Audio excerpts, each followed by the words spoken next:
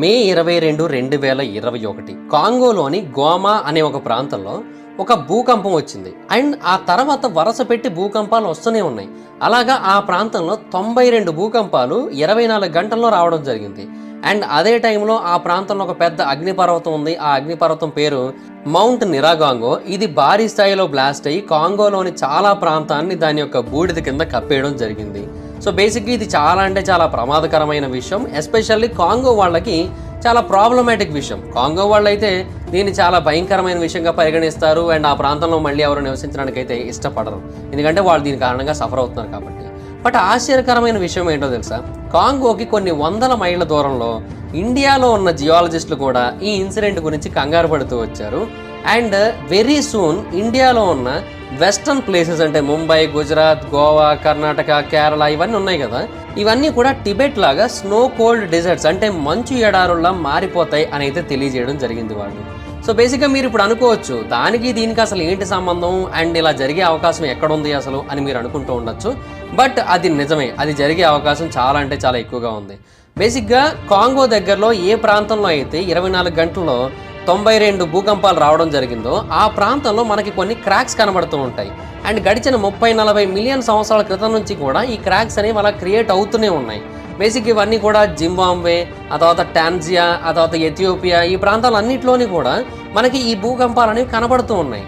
And కాంగోలో కూడా దీని కారణంగా కొన్ని క్రాక్స్ అయితే క్రియేట్ అయ్యాయి. అండ్ ఈ హ్యూజ్ క్రాక్స్ని ఆ హ్యూజ్ క్రాక్స్ని కనుక మనం కంపేర్ చేసినట్టయితే 30-40 మిలియన్ సంవత్సరాల క్రితం నుంచి ఏదైతే ప్రాసెస్ ఆ ప్రాంతంలో జరుగుతూ వచ్చిందో అది ఇప్పటికీ కూడా కంటిన్యూ అవుతుందని మనకు అర్థమవుతుంది. అండ్ కాంగోలో జరిగింది వేరే చోట్ల కూడా జరుగుతోంది ఆఫ్రికాలో అనే విషయం అయితే మనకు స్పష్టంగా అర్థమవుతోంది. అంటే మీనింగ్ ఏంటంటే ఆఫ్రికా అనేది 2 ముక్కలుగా మారిపోయే అవకాశాలు చాలా అంటే చాలా ఎక్కువగా ఉన్నాయి. అండ్ ఈ ప్రాసెస్ అనేది ఇంకా వేగవంతం అవుతోంది కూడా. అయితే మరి ఇండియన్ జియాలజిస్టులు ఎందుకని భయపడుతున్నారు? బేసిక్గా ఒక రీసెర్చ్ ప్రకారం ఆఫ్రికా యొక్క స్ప్లిట్టింగ్ అనేది 1 మిలియన్ సంవత్సరాల క్రితమే జరిగింది. అలా జరిగినప్పుడే ఆ టైంలో 4 పాదాల మీద నడుస్తున్న జీవరాశులు 2 పాదాల మీద నడిచేటట్టుగా మారిపోవడం జరిగింది. అండ్ అంతేకాదు ఆ టైంలో చాలా జీవరాశులు కంప్లీట్గా అంతరించిపోవడం జరిగింది. సో ఇప్పుడు కనుక మళ్ళీ ఆఫ్రికా స్ప్లిట్టింగ్ అనేది జరిగి అదంతా కూడా వచ్చి ఇండియాని కనుక తాకినట్టయితే ఇండియాలో ఉన్న గ్రీన్ వెస్టర్న్ ఘాట్స్ ఏవైతే ఉన్నాయో అవి నాశనం అయిపోతాయి. అండ్ ఆ ప్రాంతంలో ఏవైతే క్రీచర్స్ ఉన్నాయో అవన్నీ కూడా అంతరించిపోతాయి. కాకపోతే ఆ ప్రాంతానికి కొన్ని కొత్త జీవజాతులు వచ్చి వాటన్నిటిని కూడా రీప్లేస్ చేస్తాయని చెప్పొచ్చు. సో ఇప్పుడు క్వశ్చన్ ఏంటంటే ఎందుకని ఇండియా యొక్క వెస్ట్ కోస్ట్ కంప్లీట్గా కోల్డ్ డెజర్ట్ లాగా మారిపోతుంది? 2021లో నెదర్లాండ్లోని ఉట్రెచ్ యూనివర్సిటీకి చెందిన జియాలజిస్ట్ అయిన డవ్ వాన్ హిన్స్బర్గన్ అనే ఒక పర్సన్, అలాగే అతని యొక్క టీము, వీళ్ళందరూ కలిసి ఒక విషయం మీద రీసెర్చ్లు చేస్తున్నారు. అదేంటంటే భూమి యొక్క టెక్టానిక్ ప్లేట్స్ యొక్క పాస్ట్ యాక్టివిటీస్, అంటే ఇంతకుముందు అవి ఎలా బిహేవ్ చేయడం జరిగింది. హాయ్ ఫ్రెండ్స్, మీరు ఎప్పుడైనా సరే 5,000 రూపాయల ప్రొడక్ట్ 250 రూపాయలకి రావడానికి గమనించారా? లేదు కదా. కానీ అమెజాన్, ఫ్లిప్కార్ట్ లాంటి కంపెనీస్ ఏం చేస్తూ ఉంటాయంటే కొన్ని గోల్డెన్ హవర్స్ టైంలో మెగా డీల్స్ ఇస్తూ ఉంటాయి. ఆ డీల్స్ టైంలో ఒక్కొక్క ప్రొడక్ట్ మీద 90% నుంచి 95% వరకు డిస్కౌంట్ అయితే ఉంటుంది. అయితే ఈ డీల్స్ కోసం మీరు కాన్స్టెంట్గా ఆ యాప్స్ చెక్ చేస్తూ ఉండలేరు కదా. కానీ మీకోసం నేను వాటన్నిటిని కూడా కాన్స్టెంట్గా చెక్ చేస్తూ ఉంటాను. అండ్ దాంట్లో ఎప్పుడు ఏ డీల్ పెట్టినా కూడా ఇమీడియట్గా మీకు ఆ ప్రొడక్ట్ని అయితే షేర్ చేస్తాను. మీరు ఇమీడియట్గా ఆ ప్రొడక్ట్ని పర్చేస్ చేయొచ్చు దాని నుంచే. అండ్ అంతేకాదు కొన్ని ఎక్స్ట్రాడినరీ ప్రొడక్ట్స్ ఉంటాయి, వాటిని మీరు బయట ఎక్కడ కూడా చూడరు. వాటి గురించి కూడా నేను మీకు షేర్ చేస్తాను. మీరు సింపుల్గా చేయాల్సింది ఒకటే, కింద డిస్క్రిప్షన్లో మన టెలిగ్రామ్ ఛానల్ లింక్, మన వాట్సాప్ ఛానల్ లింక్, మన ఇన్స్టా బ్రాడ్కాస్ట్ ఛానల్ లింక్ ఉంటాయి. వీటిలో మీరు ఏ యాప్ ఎక్కువగా వాడతారో ఆ యాప్కి సంబంధించిన లింక్ మీద క్లిక్ చేసి ఆ యాప్లో ఉన్న మన ఛానల్ని ఫాలో అవ్వండి. దాంట్లో రెగ్యులర్గా చాలా ప్రొడక్ట్స్ అయితే మీకు అప్డేట్ అవుతూ ఉంటాయి. అండ్ ఆ ప్రొడక్ట్స్లో మీకు ఏది నచ్చినట్టయితే దాన్ని మీరు కొనుగోలు చేయొచ్చు వెంటనే. సో డిస్క్రిప్షన్లో లింక్స్ ఉన్నాయి, వెంటనే ఫాలో అవ్వండి. సో 45 బిలియన్ ఇయర్స్ క్రితం మనకందరికీ తెలిసిందే భూమి యొక్క జియోలాజికల్ యాక్టివిటీ ఏదైతే ఉందో అది ఇప్పుడు జరుగుతున్న దాంతో సిమిలర్గా ఉందన్నమాట. సో అప్పట్లో ఇండియన్ సబ్ కాంటినెంట్ అనేది ఒక పెద్ద ఆస్ట్రేలియన్ ప్లేట్లో ఉండేది. అక్కడ నుంచి అది స్ప్లిట్ అయ్యి యూరేషియన్ ప్లేట్తో కొలైడ్ అవ్వడం జరిగింది. ఇలా కొలైడ్ అవ్వడం వల్ల 2 ప్లేట్స్ ఫోల్డ్ అయ్యాయి. అండ్ అంతేకాకుండా ఆ ప్రాంతంలో ఉన్న భూమిని పైకి రైజ్ అయ్యేటట్టు చేయడం జరిగింది. అండ్ ఇన్ఫ్యాక్ట్ ఆ టైంలోనే వరల్డ్స్ హైయెస్ట్ మౌంటైన్ చైన్ అయిన హిమాలయస్ కూడా బోర్న్ అవ్వడం జరిగింది. అయితే ఈ ఇన్సిడెంట్ గురించి చూసిన తర్వాత హిన్స్బర్గన్కి ఒక డౌట్ వచ్చింది. అదేంటంటే మేబీ ఇన్ ఫ్యూచర్లో కూడా ఇలాంటిది ఏదైనా జరిగే అవకాశం ఉందేమో, అప్పుడు హిమాలయాల కంటే హయ్యర్ మౌంటైన్ రేంజ్ ఏదైనా ఫామ్ అయ్యే ఛాన్స్ ఉందేమో. సో దాని గురించి తెలుసుకుందామని చెప్పి అతను ఆ విషయం మీద అంటే టెక్టానిక్ ప్లేట్స్ యొక్క ఫ్యూచర్ మూవ్మెంట్స్ మీద స్టడీ చేయడం మొదలుపెట్టాడు కంప్యూటర్ సిమ్యులేషన్స్ ఉపయోగించి. సో అప్పుడు అతనికి ఏదైతే కనబడిందో అది ఎక్స్ట్రీమ్లీ షాకింగ్ అని చెప్పొచ్చు. యాక్చువల్గా ఆఫ్రికన్ కాంటినెంట్ అనేది ఇప్పుడు 2 భాగాలుగా విడిపోతుంది. ఒకటి న్యూబియన్ ప్లేట్ కింద, ఇంకొకటి సొమాలియన్ ప్లేట్ కింద. ఈ 2 ప్లేట్లు సెపరేట్ అయిపోయిన తర్వాత సొమాలియన్ ప్లేట్ ఏం చేస్తుంది, చాలా అంటే చాలా ఫాస్ట్గా ఇండియాని ఢీ కొడుతుంది. కాకపోతే దానికి చాలా టైం ఉంది. సుమారుగా ఒక 199 మిలియన్ సంవత్సరాల తర్వాత మాత్రమే ఇలా జరిగే అవకాశం అయితే ఉంది. బట్ వన్స్ అది వచ్చి భూమిని, ఇండియాని తాకిన తర్వాత ఆ ప్రాంతంలో ఒక కొత్త మౌంటైన్ రేంజ్ క్రియేట్ అవుతుంది. అంటే ఇండియా యొక్క వెస్టర్న్ బౌండరీస్ ఏవైతే ఉన్నాయో అక్కడ ఒక కొత్త మౌంటైన్ రేంజ్ క్రియేట్ అవుతుంది అనమాట. దాన్ని వాళ్ళు సొమాలియాస్ అని పిలుస్తున్నారు. అంటే హిమాలయాస్ ఎలాగో అలాగే సొమాలియాస్ అనమాట. వాళ్ళు దానికి తగ్గట్టుగానే పేరు పెట్టారు. అండ్ ఇవి హిమాలయాస్ కంటే 2-3 రెట్లు ఎక్కువ హైట్ ఉండే ఛాన్స్ ఉందంట. సో అప్పుడు ఆ ప్రాంతంలో ఉన్న ముంబై, గోవా, గుజరాత్, కేరళ అండ్ ఇవన్నీ కూడా శాండ్ ఫీల్డ్ బీచెస్తో నిండి ఉంటాయి. అండ్ ఇవన్నీ కూడా చల్లటి ఎడారి ప్రాంతాలుగా, లడాక్ లాగా, టిబెట్ లాగా మారిపోవడం జరుగుతుందన్నమాట. అండ్ ఇంకొకటి ఏంటంటే ఆ ప్రాంతాలు బేసిక్గా ఇప్పుడు సీ లెవెల్కి కేవలం కొన్ని మీటర్ల ఎత్తులో మాత్రమే ఉండడం జరిగింది. ఒకవేళ అది వచ్చి కొలైడ్ అయ్యింది అంటే ఆ ఇంపాక్ట్ కారణంగా అవన్నీ కూడా చాలా భారీ స్థాయిలో పైకి రైజ్ అవుతాయి. అండ్ వాటి యొక్క హైట్, నార్మల్ ఏరియాస్ యొక్క హైటే మౌంట్ ఎవరెస్ట్లో సగం హైట్ వరకు ఉండే అవకాశం అయితే ఉంది. సో అప్పుడు ఏమవుతుంది, ఆ ప్రాంతం ఒక ప్లీట్యూలా మారిపోతుంది. ఇప్పుడు టిబెట్ కూడా అంతే కదా, ఒక ప్లీట్యూలాగే ఉంటుంది. అక్కడ యావరేజ్ టెంపరేచర్ ఎలాగ ఉంటుంది, 30 డిగ్రీ సెల్సియస్ నుంచి సడన్గా 0 నుంచి 5 డిగ్రీ సెల్సియస్కి పడిపోతూ ఉంటుంది. సో ఇక్కడ కూడా అలా జరిగే అవకాశం అయితే ఉంది. అయితే బేసిక్గా హిన్స్బర్గన్ ఏదైతే చెప్పాడో అదంతా కూడా ఆఫ్రికా 2 భాగాలుగా డివైడ్ అవ్వకపోతే అలా జరగకపోవచ్చు. బట్ ఆఫ్రికాతో నిజంగా అలాగే జరుగుతోందా, ఆఫ్రికా రియల్ టైంలో స్ప్లిట్ అవుతోందా, 2 భాగాలుగా విడిపోతుందా అంటే మనం దాని గురించి చాలా విషయాలు తెలుసుకోవాల్సి ఉంటుంది. ఎస్పెషల్లీ ఎక్కడైతే ఈ 2 ప్లేట్స్ బ్రేక్ అవుతున్నాయో అక్కడ నుంచి తెలుసుకోవాల్సి ఉంటుంది. బేసిక్గా ఆఫ్రికాలోని ఈ ప్లేట్స్ ఏవైతే ఉన్నాయో నిజంగానే అవి చాలా అంటే చాలా వేగంగా స్ప్లిట్ అవుతున్నాయి. మన గోల్డ్ ఏ వేగంతో అయితే పెరుగుతూ ఉంటాయో అదే వేగంతో అవి పెరుగుతున్నాయి. సంవత్సరానికి 6-7 మిల్లీమీటర్లు చెప్పున అవి దూరం జరుగుతూ వస్తున్నాయంట, ఈ సొమాలి ప్లేట్ అండ్ న్యూబియన్ ప్లేట్. అయితే ఇవి ఇలా విడిపోవడం గురించి మనకు సుమారుగా 150 సంవత్సరాల క్రితమే ఒక ప్రూఫ్ అయితే దొరికిందనమాట. 1800 సంవత్సరాల యొక్క చివరిలో ఈస్ట్ ఆఫ్రికాలోని కెన్యా రీజన్లో ఒక పెద్ద ఎపిడమిక్ అయితే ఉందన్నమాట. దాని కారణంగా చాలా మంది ప్రజలు చనిపోతున్నారు.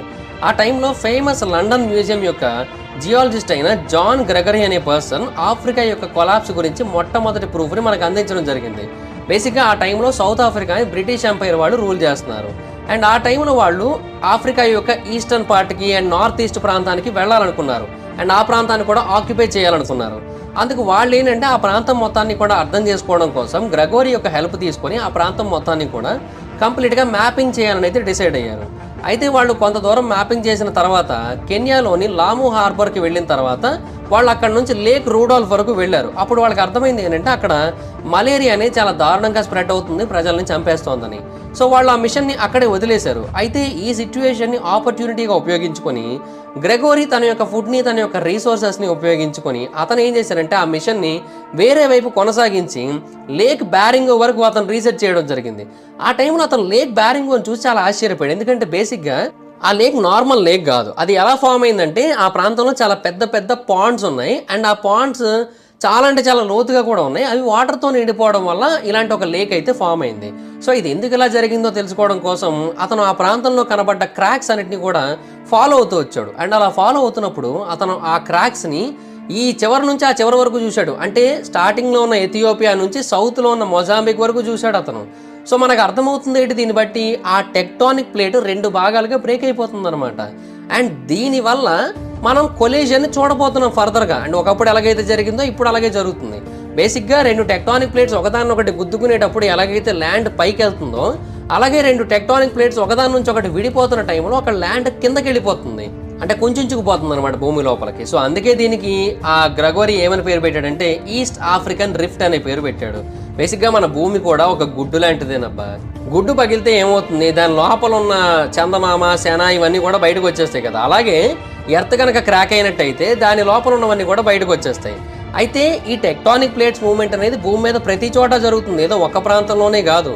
ఎందుకంటే కేవలం ఆఫ్రికా రీజన్లోనే కాదు, అట్లాంటిక్ ఓషన్ యొక్క రిడ్జ్ దగ్గర జరుగుతోంది, అమెరికా యొక్క వెస్టర్న్ కోస్ట్ దగ్గర జరుగుతోంది, ఈవెన్ పసిఫిక్ ఓషన్ యొక్క రింగ్స్ ఆఫ్ ఫైర్ దగ్గర కూడా జరుగుతోంది. సో ప్రతి చోట జరుగుతోంది. అందుకనే ఆయా ప్రాంతంలో పెద్ద పెద్ద భూకంపాలు వస్తూ ఉంటాయి. బట్ అన్ని చోట్ల భూకంపాలు వస్తున్నా కూడా అన్ని చోట్ల కూడా ఆ ఖండాలు విడిపోవట్లేదు. కానీ ఇక్కడ ఆఫ్రికాలో మాత్రం అలా జరుగుతోంది. ఎందుకు అంటే ఇక్కడ ఒక యూనిక్ అండ్ సీరియస్ థింగ్ అనేది ఉన్నది. బేసిక్గా నేను వీడియో స్టార్టింగ్లో చెప్పాను కదా, ఈ స్ప్లిట్టింగ్కి చాలా అంటే చాలా పవర్ ఉంటుంది. అండ్ దాని కారణంగా మన యాన్సెస్టర్స్ వాళ్ళ యొక్క లైఫ్ స్టైల్ని కంప్లీట్గా రీప్లేస్ చేయడం జరిగిందని. అండ్ ఇంకొకటి ఏంటంటే పాత క్రియేచర్స్ ఏవైతే ఉంటాయో వాటిని కొత్త క్రియేచర్స్ రీప్లేస్ చేయడం జరుగుతుందని కూడా తెలియజేశాను కదా. ఒకసారి దాని గురించి ఆలోచించండి. బేసిక్గా మన ఎవల్యూషన్ స్టార్ట్ అయింది ఆఫ్రికాలోనే. మనం ఎప్పుడైనా మనల్ని మనం ఇలా క్వశ్చన్ చేసుకున్నామా, ఇప్పుడు ఎగ్జాక్ట్గా ఆఫ్రికాలో ఏదైతే జరిగిందో అది మిగతా చోట ఎందుకు జరగలేదు అని. అండ్ ఇంకోటి ఏంటంటే అక్కడ మనకి హ్యూమన్ ఫాజిల్స్ అన్నీ కూడా బయటపడ్డాయి. అంటే చెట్ల మీద నుంచి దూకడం గురించి, నేల మీద నడవడం గురించి అన్నిటికీ ఆధారాలు కనబడ్డాయి. సో మనకి ఎవల్యూషన్కి కావాల్సిన ప్రతి పాయింట్ అక్కడ కనబడింది. ఇన్ఫ్యాక్ట్ లూసీ కానీ లేదంటే ఇంకొక ఫేమస్ టుర్కానా బాయ్ కానీ వీటికి సంబంధించిన ఫాజిల్స్ కూడా కనబడ్డాయి మనకి. ఇవన్నీ కూడా మనకు కనబడ్డది ఎక్కడంటే ఈస్ట్ ఆఫ్రికన్ రిఫ్ట్ యొక్క చుట్టుపక్కల ప్రాంతంలోనే. సో బేసిక్గా ఒకటే ప్రాంతంలో ఇన్ని హ్యూమన్ ఫాజిల్స్ కనబడ్డాయంటే ఇదైతే సింపుల్ కోఇన్సిడెన్స్ అయితే కాదు. సో డెఫినెట్గా చరిత్రలో ఒకటి జరిగింది. అదేంటంటే ఈ క్రాక్స్ కారణంగానే హ్యూమన్ ఎవల్యూషన్ అనేది జరిగింది. హ్యూమన్స్ ఈ క్రాక్స్ ఉన్న ప్రాంతంలో సరిగ్గా జీవించలేక, లేదంటే అప్పటి వరకు జీవిస్తున్న విధానంలో వాళ్ళ లైఫ్ని కంటిన్యూ చేయలేక వాళ్ళ లైఫ్ని కంప్లీట్గా మార్చేసుకోవడం జరిగింది. ఇన్ఫ్యాక్ట్ శాస్త్రవేత్తలు అక్కడ ఏవైతే ఫాజిల్స్ కనబడ్డాయో వాటన్నిటిని కూడా పరిశోధనలు చేసినప్పుడు వాళ్ళకు ఒక క్లియర్ కనెక్షన్ అనేది కనబడింది అనమాట. ఇన్ఫాక్ట్ అది చూసి వాళ్ళు చాలా షాక్ అయ్యారు కూడా. ఆ ఫాజిల్స్ అన్ని కూడా 2 నుంచి 7 మిలియన్ సంవత్సరాల క్రితం నాటివి అని శాస్త్రవేత్తల పరిశోధనలో తెలిసింది. అండ్ ఆ టైంలోనే ఆఫ్రికా యొక్క కొలాప్స్ అనేది జరిగింది. అండ్ ఆ టైంలో అక్కడ చాలా రకాల మార్పులు అయితే వచ్చాయి. సో దానివల్ల దట్టమైన అడవులుగా ఉన్న ప్రాంతాలన్నీ కూడా ఎండిపోయిన ఎడారుల్లాగా లేదంటే బీడు భూముల్లాగా మారిపోవడం జరిగింది. అండ్ ఆఫ్రికాని మనం గమనించినట్టయితే ఆఫ్రికా యొక్క వెస్టర్న్ పార్ట్ అంతా కూడా మనకి పచ్చదనంతో నిండి ఉంటుంది. అండ్ రైట్ పార్ట్ అంటే ఈస్టర్న్ పార్ట్ ఏదైతే ఉంటుందో అది మాత్రమే మనకి ఎండిపోయి కనిపిస్తూ ఉంటుంది. సో బేసిక్గా ఆఫ్రికా ఎప్పుడైతే కొలాప్స్ అయిందో అలా కొలాప్స్ అయినప్పుడు ఒక ప్రాంతం అంతా కూడా పర్ఫెక్ట్గా ఉంది, ఇంకో ప్రాంతం వరస్ట్గా మారిపోయింది. అండ్ ఇంకొకటి ఏంటంటే దీని కారణంగా కొన్ని డేంజరస్ అండ్ అన్ఈవెన్ ఏరియాస్ కూడా క్రియేట్ చేయబడ్డాయి. అంటే వ్యాలీస్ కానీ వాల్కనోస్ కానీ ఇవన్నీ కూడా ఫామ్ అవడం జరిగింది. దీనివల్ల కొన్ని ఎయిర్ కరెంట్స్ క్రియేట్ అయ్యాయి ఆ ప్రాంతంలో. ఇవి ఏం చేసాయంటే ఇండియన్ ఓషన్ నుంచి వస్తున్న వెట్ ఎయిర్ ఏదైతే ఉందో, క్లౌడ్స్ ఏవైతే ఉన్నో వాటన్నిటి కూడా పుష్ చేసేయడం జరిగింది. అందువల్ల ఆ ఏరియాలో వర్షాలు పడక కంప్లీట్గా ఆ ప్రాంతం డ్రైగా మారిపోయింది. సో ఒకప్పుడు ఆ ప్రాంతంలో నివసిస్తున్న వాళ్ళు ఎవరైతే ఉన్నారో, అంటే ఆ లాంగ్ గ్రాస్ ల్యాండ్స్లో నివసిస్తున్న వాళ్ళు ఎవరైతే ఉన్నారో అక్కడ మారిపోయిన సిచ్యువేషన్స్కి తగ్గట్టుగా బతకలేక 2 కాళ్ళ మీద నడవడం మొదలుపెట్టారు. అండ్ వేరే జీవరాశుల నుంచి తప్పించుకోవడం కోసం వాళ్ళు వేటాడే టెక్నిక్స్ని కూడా నేర్చుకోవడం మొదలుపెట్టారు. అయితే ఇందులో ఒక ప్రాబ్లం ఉంది. అదేంటంటే 2 కాళ్ళ మీద నడుస్తున్నప్పుడు ఆటోమేటిక్గా హంటింగ్ టెక్నిక్స్ని కూడా కంప్లీట్గా మార్చాల్సి ఉంటుంది. సో అలాగ ఒక చైన్ రియాక్షన్ అనేది క్రియేట్ అయింది. సో అలాగే మెల్లిమెల్లిగా టాక్టిక్స్ అన్ని మార్చుకుంటూ, టూల్స్ క్రియేట్ చేసుకుంటూ, సర్వైవ్ అవుతూ, బ్రెయిన్స్ని డెవలప్ చేసుకుంటూ మెల్లిమెల్లిగా మనమైతే గ్రో అయ్యి ఈరోజు ఈ స్టేజ్ వరకు వచ్చాం. సో ఆఫ్రికా అనేది ఎప్పుడైతే స్ప్లిట్ అవుతుందో అప్పుడు మన తలరాత మొత్తం కంప్లీట్గా మారిపోతుంది. అయితే బేసిక్గా ఇది కేవలం ఆఫ్రికా విషయంలో మాత్రమే ఎందుకు అలా జరుగుతుంది అంటే ఖచ్చితంగా ఆ ప్రాంతంలోనే స్ప్లిట్టింగ్ జరిగే అవకాశం ఉంది కాబట్టి ఇంకెక్కడ జరగకపోవచ్చు మ్యాక్సిమం. ఇప్పుడు బేసిక్గా ఇప్పటికీ కూడా వాల్కనోస్ అనేవి చాలా ప్రాంతాల్లో బ్లాస్ట్ అవుతూ ఉంటాయి. ఇన్ఫ్యాక్ట్ ఆ వాల్కనోస్ బ్లాస్ట్ అయినప్పుడల్లా క్రాక్స్ క్రియేట్ అవుతూ ఉంటాయి. ఆఫ్రికాలో ఉన్న చాలా హౌసెస్కి ఎలక్ట్రిసిటీ అనేది కంప్లీట్గా ఆగిపోతుంది. ఇన్ఫ్యాక్ట్ కెన్యా అయితే వాళ్ళ యొక్క ఎలక్ట్రిసిటీ సప్లైని ఆల్మోస్ట్ 40% ఈ వాల్కనోస్ నుంచే క్రియేట్ చేస్తోంది. నిజం, వాల్కనోస్ నుంచి థర్మల్ ఎనర్జీని ఉపయోగించుకొని వాళ్ళు పవర్ని అయితే జనరేట్ చేసుకుంటున్నారు. అలా జనరేట్ చేసుకొని వాళ్ళ యొక్క కంట్రీకి కావాల్సిన ఎనర్జీ మొత్తాన్ని క్రియేట్ చేసుకుంటున్నారు. ఇప్పుడు కోల్లో కానీ లేదంటే న్యూక్లియర్ రియాక్టర్స్లో కానీ ఎక్కడ చూసుకున్నా కూడా మనం ఫస్ట్ వాటిని వాడాల్సి ఉంటుంది. వాటిని వాడి ఆ తర్వాత అక్కడ వాటర్ స్టీమ్ని అయితే క్రియేట్ చేయాలి. ఆ స్టీమ్ ఉపయోగించుకొని టర్బైన్స్ అయితే తిరుగుతాయి. అండ్ టర్బైన్స్ తిరిగినప్పుడు ఆటోమేటిక్గా అక్కడ మనకి ఎనర్జీ అనేది క్రియేట్ అవుతుంది, ఎలక్ట్రిసిటీ అనేది జనరేట్ అవుతుంది మ్యాగ్నెట్స్ రొటేట్ అవ్వడం వల్ల. సో కెన్యన్స్ ఏం చేశారంటే ఇంకొక స్టెప్ ముందుకెళ్ళి ఆలోచించి ఆ స్టీమ్ని న్యాచురల్గా ప్రొడ్యూస్ చేసుకోవచ్చు కదా అని ఆలోచించారు. అంటే కోలో న్యూక్లియర్ పవర్ అవసరం లేకుండా కూడా మనం క్రియేట్ చేసుకోవచ్చు కదా అని చూసుకున్నారు. సోలార్ ఎనర్జీ కూడా ఉందో ఆప్షన్, బట్ వాళ్ళు ఏంటంటే ఇంకా ఫ్రీగా చేసుకున్నారనమాట. సో ఎక్కడైతే ఈ యాక్టివిటీ ఎక్కువగా జరుగుతుందో, ఎక్కడైతే ఆ హీట్ సోర్స్ అనేది ఎక్కువగా ఉందో ఆ ప్రాంతంలో పెట్టారు. సో ఆ ప్రాంతంలో గ్రౌండ్ వాటర్ అనేది చాలా రెగ్యులర్గా హీట్ అవుతూ అది బయటకు వస్తూ ఉంటుంది స్టీమ్ జెట్స్ రూపంలో. సో ఆ ప్రాంతంలో టర్బైన్స్ పెట్టారు, అవి ఆటోమేటిక్గా తిరుగుతూ ఉంటే ఎలక్ట్రిసిటీ జనరేట్ చేస్తుంది. సో హ్యూమన్స్ యొక్క పర్స్పెక్టివ్లో మనం చూసుకున్నట్టయితే బేసిక్గా ఇప్పుడు మనకి డామినేషన్ అయితే ఎక్కువే ఉంది భూమి మీద. కానీ త్రూ అవుట్ ద లైఫ్ మనం చూసుకున్నట్టయితే మాత్రం అది 50-50. ఎందుకంటే కంప్లీట్గా మనం మన డామినేషన్ చూపించలేము. ఇండియన్ ప్లేట్తో కొలైడ్ అయినా కూడా ఆఫ్రికా అనేది కంటిన్యూ అవుతుంది, కాకపోతే ఎలా అవుతుంది అనేది మనకు తెలియదు. ఇప్పుడు ఎగ్జాంపుల్గా రొడీనియా, పాంజియా లేదంటే వేరే సూపర్ కాంటినెంట్స్ అన్నింటినీ తీసుకుంటే బ్రేక్ అయిన తర్వాత కూడా డైనోసార్ లాంటి జీవులు భూమి మీద చాలా ఏళ్ల పాటు బ్రతికాయి కదా. ఒక మెట్రాయిడ్ రావడం వల్ల అండ్ వెస్టర్న్ ఘాట్స్లో ఒక సిరీస్ ఆఫ్ వాల్కనిక్ ఎరప్షన్స్ అనేవి క్రియేట్ అవ్వడం వల్ల పాయిజనస్ గ్యాసెస్ బయటికి క్రియేట్ అయ్యి, అంటే sulphur dioxide, carbon dioxide create అయ్యి డైనోసార్లు కంప్లీట్గా అంతరించిపోవడం జరిగింది, భూమి నుంచి ఏమాత్రం లేకుండా పోయాయి. సో మనం ఎంత డామినెంట్ అయినా కూడా ఖచ్చితంగా ఏదో ఒక రోజు మనం కూడా రీప్లేస్ చేయబడతాం. అండ్ మనకి తెలియని ఇంకొక విషయం ఏంటంటే ఈ క్రాక్స్లో కూడా అంటే ఆఫ్రికాలో ఏవైతే ఇప్పుడు ఆ క్రాక్స్ క్రియేట్ అయ్యాయో వాటిలో కూడా 500కి పైగా జీవజాతులు నివసిస్తున్నాయి. ఫర్ ఎగ్జాంపుల్ ఎటోంబే ఓవల్ అండ్ అంతేకాకుండా మౌంటైన్ గొరిల్లా, ఇవన్నీ ఆ ఈస్ట్ ఆఫ్రికన్ రిఫ్ట్లోనే నివసిస్తూ ఉన్నాయి. అంటే ఇవి ఆ కండిషన్స్కి తగ్గట్టుగా అలవాటు పడిపోయి అక్కడే నివసిస్తున్నాయి అనమాట, ఆ క్రాక్స్ లోపలే. సో మేబీ మెల్లిమెల్లిగా మనం కూడా ఆ సిచ్యువేషన్స్ని అడాప్ట్ చేసుకోగలమేమో. బట్ అడాప్ట్ చేసుకోలేకపోతే మాత్రం మనం అందరూ చనిపోయే అవకాశాలు అయితే ఉన్నాయి. సర్వైవల్ ఆఫ్ ద ఫిటెస్ట్ అని ఊరికే అనలేదు కదా. సో దానికి తగ్గట్టుగానే ఉంటుంది సిచ్యువేషన్. సో మనం ఇప్పుడు డామినెంట్గా ఉన్నాం, కానీ ఇలాంటి క్రాక్స్ అనేవి క్రియేట్ అయినప్పుడు అండ్ మూమెంట్స్ అనేవి జరిగినప్పుడు ఆటోమేటిక్గా మన మీద డామినేషన్ చూపించే జీవరాశులు పుట్టే అవకాశం అయితే ఉంది. అంతేందుకు బ్లూ వేల్స్ని ఎగ్జాంపుల్గా తీసుకోండి, అదొక మ్యామల్. అది బేసిక్గా ఎలాంటి కండిషన్స్లో అయినా సర్వైవ్ కాగలదు, దాని యొక్క ఇంటెలిజెన్స్ కారణంగా, దాని యొక్క బాడీ కారణంగా, అది డెవలప్ చేసుకున్న సిచ్యువేషన్స్ కారణంగా. సో అదనమాట పాయింట్. సో అందుకే మనం ఒకటైతే అర్థం చేసుకోవాలి, ఆఫ్రికా అనేది 2 కాంటినెంట్స్గా స్ప్లిట్ అయ్యే అవకాశాలు చాలా ఎక్కువగా ఉన్నాయి. అండ్ ఇనీషియల్గా మేబీ పెద్ద ఇంపాక్ట్ చూపించకపోవచ్చు, బట్ ఎప్పుడైతే అది ఇండియాతో కొలైడ్ అవుతుందో, అలా కొలైడ్ అయినప్పుడు మాత్రం డెఫినెట్గా చాలా ఇంపాక్ట్ అయితే చూపిస్తుంది. బట్ అది జరగడానికి 199 మిలియన్ సంవత్సరాలు అయితే పట్టొచ్చని అయితే శాస్త్రవేత్తలు తెలియజేస్తున్నారు. కాబట్టి పెద్దగా ప్రాబ్లం అయితే ఏమీ లేదు మనకందరికీ కూడా. బట్ అలా జరగకూడదని కోరుకుందాం, కానీ జరుగుతుంది ఖచ్చితంగా. ఎందుకంటే ఒకప్పుడు ఇలా స్ప్లిట్టింగ్ జరగబట్టే కదా ఎక్కడో ఉన్న ఇండియా వచ్చి ఇక్కడికి చేరింది. అండ్ అంతేకాకుండా హిమాలయాస్ అనేవి క్రియేట్ అవ్వడం జరిగింది. సో అది మ్యాటర్ అనమాట.